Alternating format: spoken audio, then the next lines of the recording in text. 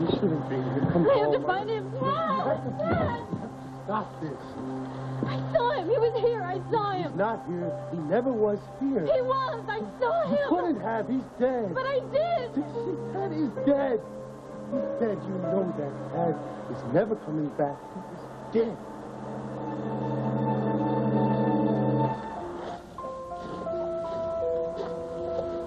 Rosalie. Oh. ¿Qué vamos a hacer? Oh, Ted, I can't believe I'll never see her again. I will miss her so much. Yeah, it's gonna be a tough one. Toughest for you. No, I think we'll all miss her. Wish we had more time with her. Like a couple decades, huh? You probably haven't eaten all day, huh? I'm gonna fix you something. You don't have to do that. I don't... But you need to eat.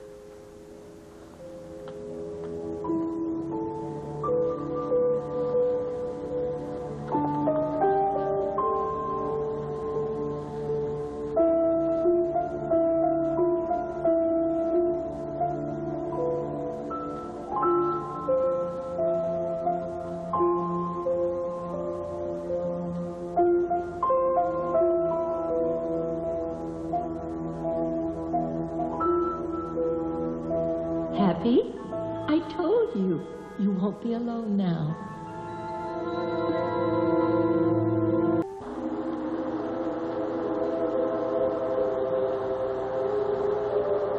All right. You're right. I know he's dead. You couldn't have seen him here. It's my mind. Playing tricks on me. I couldn't have seen Tad. I couldn't have seen Will. I'm just going crazy. That's all. You're not. I'm seeing things that aren't there. Dixie, you saw Ted Orsini, a Ted look-alike. Yes, that is the explanation, isn't it? Yes, I'm telling you the truth, and if I could have caught Orsini before he left town, I could have proven it to you. You're sweet, but you don't have to prove anything to me. I know the truth. Look, it's cold, all right? It's late. Just, let's go home. You go ahead. No, just let me take you home. No, I'm staying here. This is where it all began.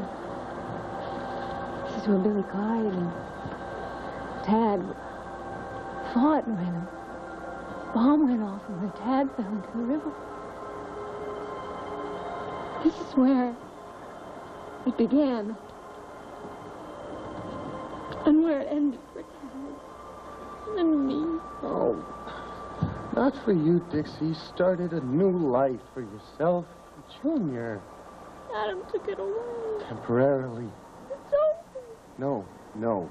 You have to stay with it. You have to fight Adam. Dixie, you have to get Junior back.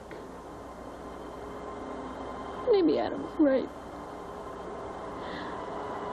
Maybe Junior would be better off without me.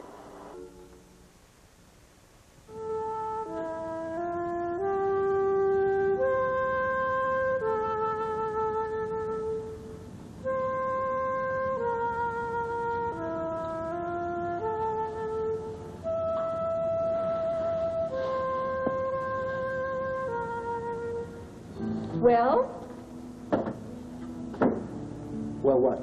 Carrie Elwood, isn't she a dream? Isn't she absolutely everything I said she was? Oh, Mother, I have got to tell you, you were right. Carrie Elwood is definitely a great many things. Oh, I knew it. I knew you'd like her. I'll bet you could fall in love with her. Oh, absolutely. Sadly, though, she's already taken. What do you mean? Oh, yeah. I'm afraid that she's in love with somebody else. Carrie Elwood. Oh, what a Which of a perfectly good evening. I could wring your confident. That woman is the most irritating, the most obnoxious, self-absorbed.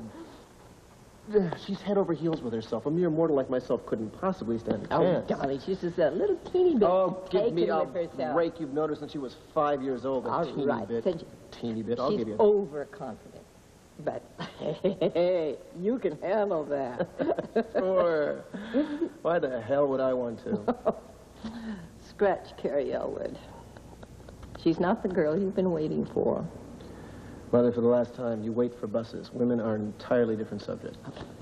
Describe the girl of your dreams. No. I hate these pop quizzes so But I have much. to start looking around. I like some grandchildren before I'm too old to bounce them on my knee. Oh, here it comes. No, no. Life is so fleeting speech. Somebody strike up the orchestra. Life is fleeting. And we were cheated out of a lot of years together, and I don't think it's asking too much to have our remaining years rich and joyous and shared by a few grandchildren. You've got a point.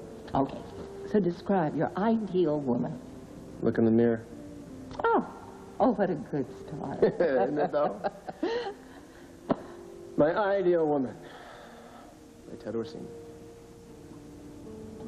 My ideal woman would be sweet, very funny, very kind, very good to people that she knows, very respectful of people she doesn't. She'd be happy to see me come home every night. She'd care about how my day went.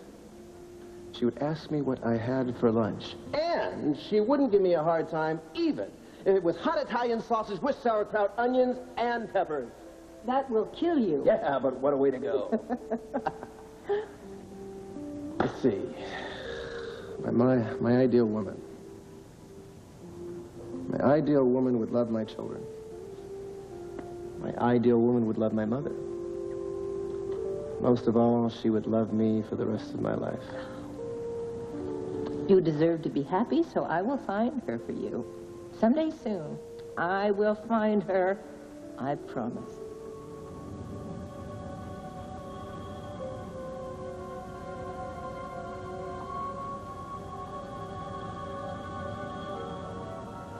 She's here. Mother. I found her. Mother, She's stop here. talking. In Pike Relax. Valley. You've got to take it easy.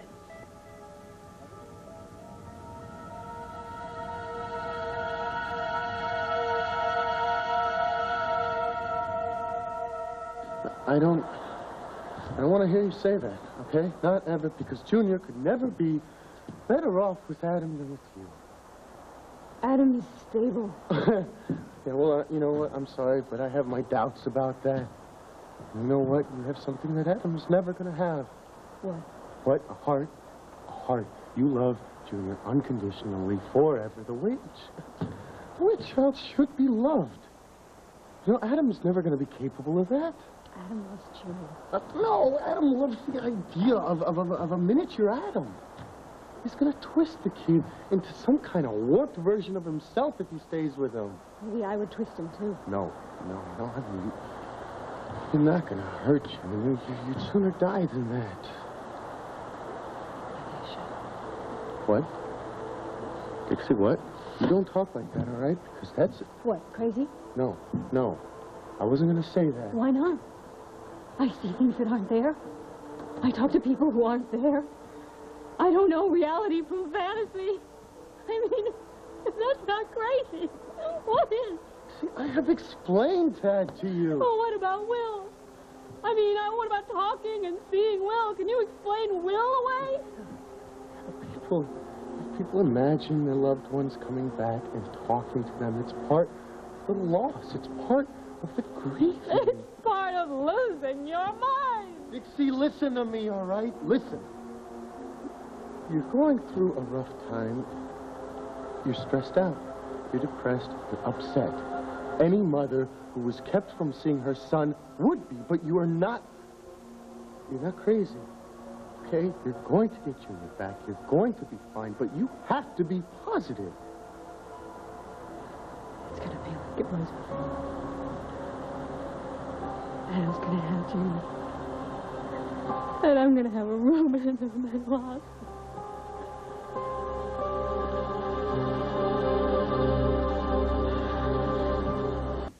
not so good. That's why I'm calling. Is Gloria there? Yeah, she's all right. It's Brian. Here she comes. Hey, Brian, what's up? Hi, listen, I need you to come over here. I can't get through to Dixie. Maybe you can help. What happened? Well, I'll fill you in when you get here, okay? Can you make it quick? Sure. I'll be right over. Bye. I have to run over to Dixie's. Good, I'll drive you. Maybe I can help. Okay. Hey. It's gonna be okay, Dix. Come here. It's gonna be okay.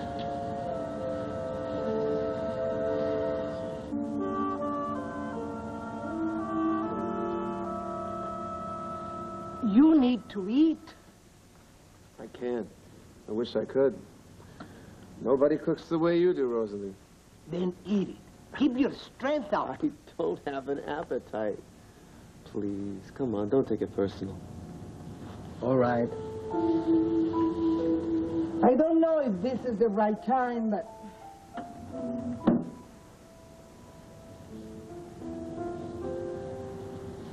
Mrs. Orsini asked me to...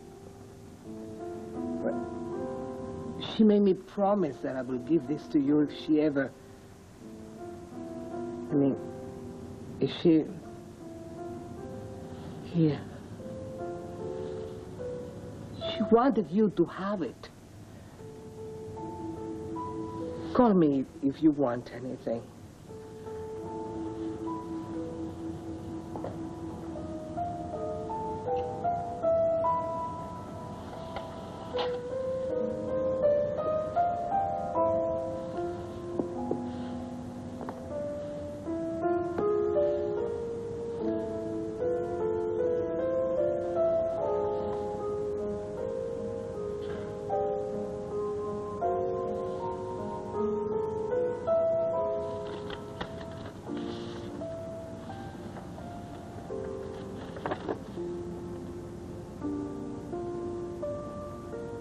My dearest Ted, your father gave me these on our 25th wedding anniversary. They're beautiful, aren't they? They were the last present that dear man gave to me.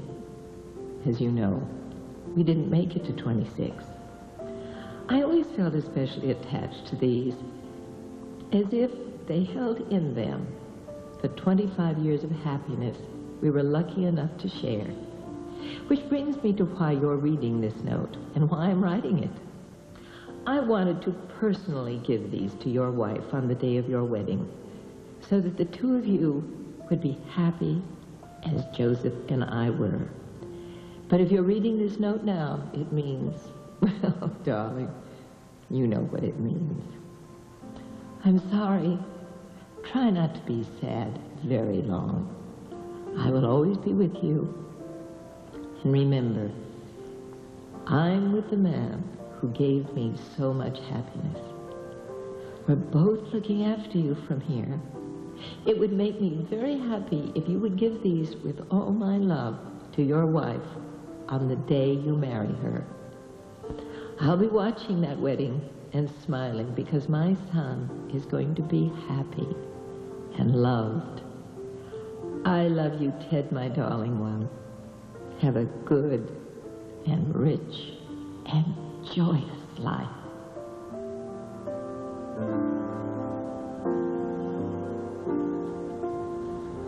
I give you this ring as a symbol of my vow. And with all that I am and all that I have, I honor you in the name of God.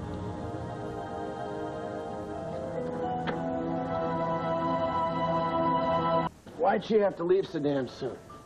We just found each other. Why couldn't we have a little more time together? I loved her too.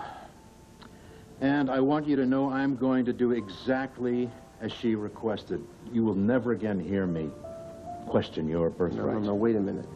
Lionel, you do exactly what you think is right. What is right is for me to respect your mother's dying wishes, try to help her son out as much as I possibly can. So whatever assistance I can give in running the company, straightening out a personal matter, you know, whatever. As a matter of fact, you can help me out soon. Anything? After the funeral, I think I'll be returning to Pine Valley. And it turns out I have some unfinished business there. Gee, you should give yourself a break and quit thinking that the worst is going to happen, because it isn't, okay? And you got to believe that, and believe in yourself, and believe that you are going to get Junior back. It's a fact. You will. Because at the next hearing, the judge is going to hear what a monster Adam is, and he's going to have to give you back your son. Right. And in the meantime, you have to be nice to yourself. Just take care of yourself. Now, I think maybe you should rest a little bit. Brian, how about taking her upstairs, seeing if she'd like to lie down? Dix, how about we go upstairs now, okay? I'll carry you like a knight in shining armor. Oh.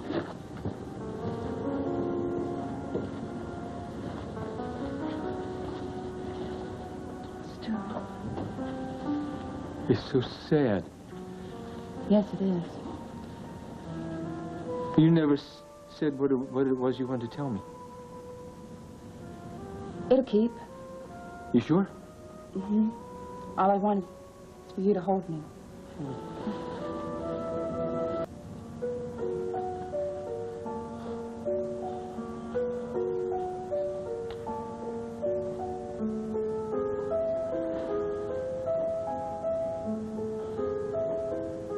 I'm sorry.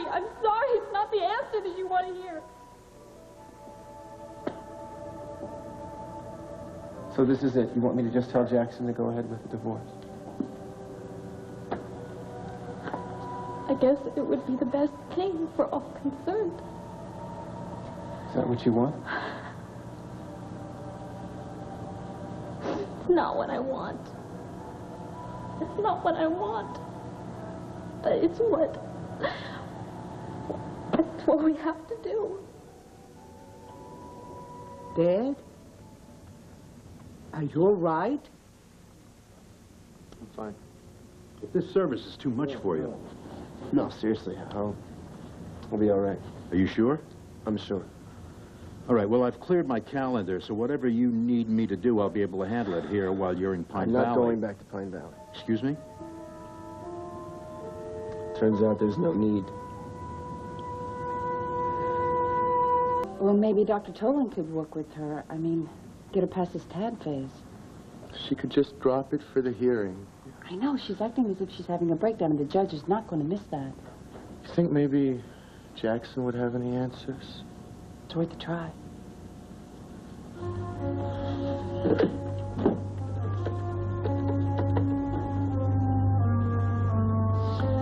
Yeah. Hi, I need to speak with Mr. Montgomery, please.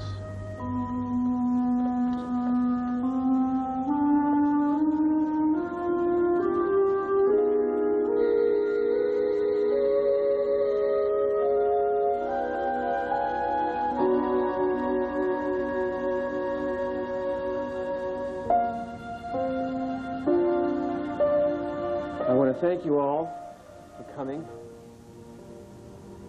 Lord knows I couldn't have done this by myself, and Mama always did have a thing for parties and people. Saying goodbye to someone is always hard. Saying goodbye to someone precious is the hardest thing we can ever do. I know that all of you felt sadness and sorrow hearing about Nola's death, but I want you to know that when she died, she was happy and at peace. Now she's no longer in any pain. I'm sure she's up there somewhere with my father, laughing, just watching the grapes ripen and telling everybody how to run the place. Nola Orsini had a great deal of love and wisdom that she never hesitated to share with any of us. Her love nurtured us, and her wisdom bound us together. She knew that by challenging us with hard work that she could help to give us as individuals a sense of purpose. By binding us together as a family, she gave us a sense of belonging. She created balance and joy in our lives by pulling us together making us laugh, and teaching us to always strive to make the best of ourselves.